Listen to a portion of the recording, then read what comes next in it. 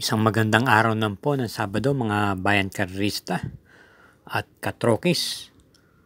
Balikyan na po tayo Mang Kelos TV para sa araw na to, November 23, 2024, Saturday, kung saan gaganapin po ang Marho Day, gayon din po sa Linggo.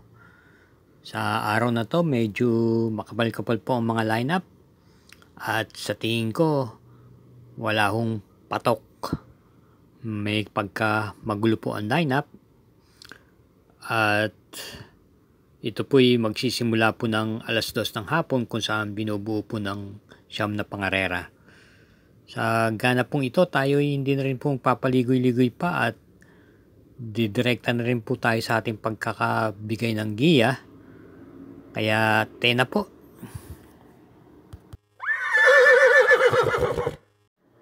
Karera numero 1.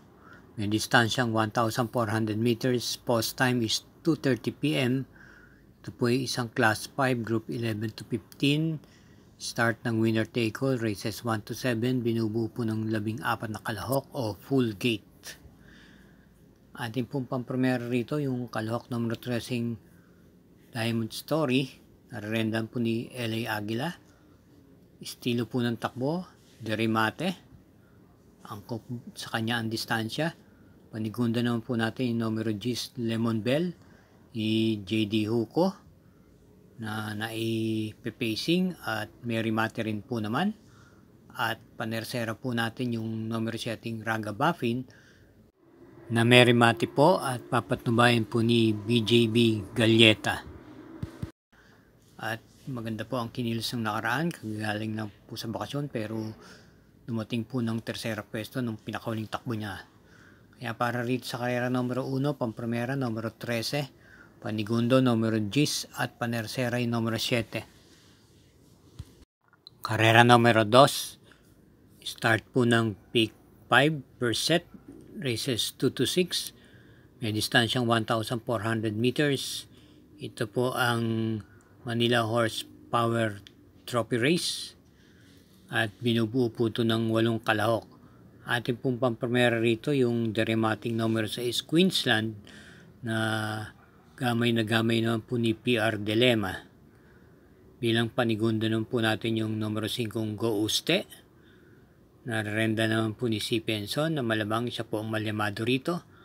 At isama po nating panersera yung numero 2 Angel's Crown ni R.A. Base na maganda rin po ang kanyang ikinikilos sa kanyang mga takbo ng mga nakaraan.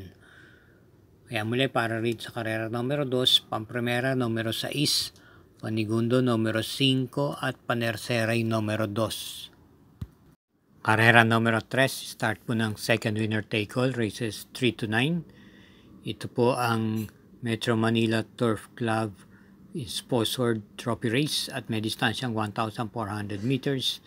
Meron siyang nakalahok at 20 coupled entries, numero 2, numero 4. Ang primera po natin dito yung numero 5 My Prancelot ni GR de Ocampo na mabigat po ang kanyang binubuno itong manakaraan. Ito po ay may takbong remate at bilang panigunda po natin dito yung kalahok numero 6 na Sky Story. Narenda naman po ni JT Sarate. Ito po ay dumating lamang ng 4th pwesto nung nakaraang laban niya kila Batang Manda. At panersera po natin yung coupled entries number 4 Charm Campaign Sister Moon na kapwa po may taglay din naman tuling at pwede naman pong i-pacing lamang. Kaya para rito sa karera numero 3, pampremera yung numero 5, panigunda yung numero 6 at panersera yung coupled entries numero 4. Karera number 4, start ng first peak 6, races 4 to 9. Ito po ang San Miguel Corporation Trophy Race sponsored at may distansyang 1,400 meters. Meron tayong 7 kalahok dito. Ang ating pong napipisil pampremera rito yung Deremating number 6 Majestic Star na gamay po ni JD Calagos. At bilang panigunda naman po natin dito yung malyamadong numero 7 Viva de Oro na papatnubayan naman po ni A.R. Villegas na may takbo pong pwedeng i-pacing at iparimate. Kaya para rito sa karera numero 4, Pampromera yung numero 6, Panigunda yung numero 7. Karera numero 5, ito po ang Marho, Magnolia and Pure Foods Trophy Race.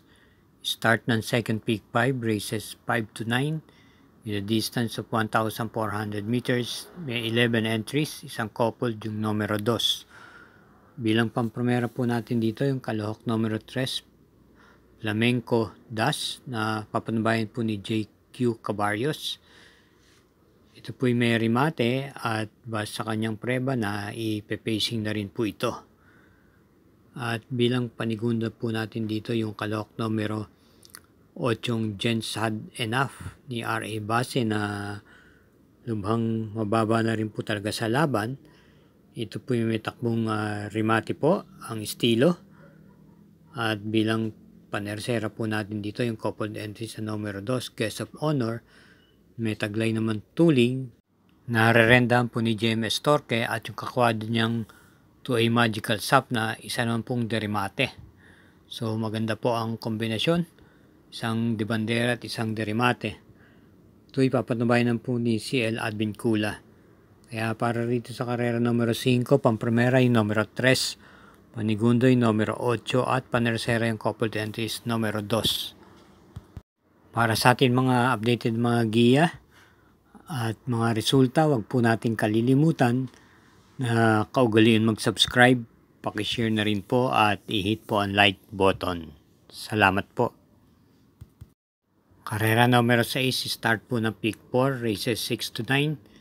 Ito po ang Marho, Ginebra, San Miguel Trophy Race at may distansyang 1,400 meters. Binubuo po ng 8 kalahok, isang coupled entry si numero 1. Bilang pampromera po natin dito yung coupled entries numero 1, Gable, na may taglay din naman remate, at yung kakwada niyang Mount Amandiwing na kapwa rin po may remate at papatnubayan po ni JB Bakaykay at JMS Torque. Bilang panigunda po natin dito yung kalahok numero 8, Queen Margot. Narerendahan po ni JB Guerra na pwede naman pong iuna at pwede rin naman pong i-pacing. Kaya para dito sa karera numero 6, pampromera yung coupled entries numero 1, panigunda yung numero 8. Karera numero 7, ang Marho Andox Doquito Prito Trophy Race. May distansyang 1,400 meters. Meron pong 11 entries, isang coupled yung numero 7.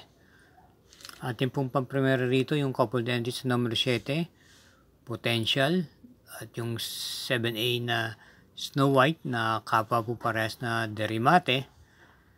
Ito'y rerendahan po ni CB Garganta at RC Baldonido. Panigundo na po natin dito yung numero 4, Malibu Princess, na galing po sa bakasyon. Ito po'y rerendahan ni PM Cabalejo. Estilo po ng takbo, pwede po itong i-pacing at may remate rin po ito pagsapit ng meta. At bilang panersera po natin dito yung numero 11, Top Jose, na pwedeng makipagsabayan sa umunahan at sumunod-sunod lamang. Ito po yung nagagamayan po ni PR Dilema. Kaya para dito sa karera numero 7, pampremera yung coupled entries numero 7, panigundo yung numero 4 at panersera yung numero 11. Karera numero 8, penultimate race, ang class 4, group 28 to 33. At may distansyang 1,400 meters with 13 entries, isang coupled yung numero 5. Ang primera po natin dito yung kalahok numero G's, Full Combat Order, na isang derimate. Ito'y nagagamayin po ni RM Garcia. At bilang panigunda po natin yung malamang malimadong numero 9, Doña Leoncia, na isang imported horse ni JB Bakaykay. At isama po natin panersera yung numero 1, Gamer Winner, na may taglay pong remate pagsapit ng meta. Papatubayan po ito ni M.A. Alvarez. Kaya para rito sa karera numero 8, pampromera yung numero G's, panigundo yung numero 9 at panersera yung numero 1. Karera numero 9, last daily double, para tingnan po ito ng second set ng winner take all. Pick 6, second set ng pick 5, pick 4. At ito po may distansyang 1,400 meters.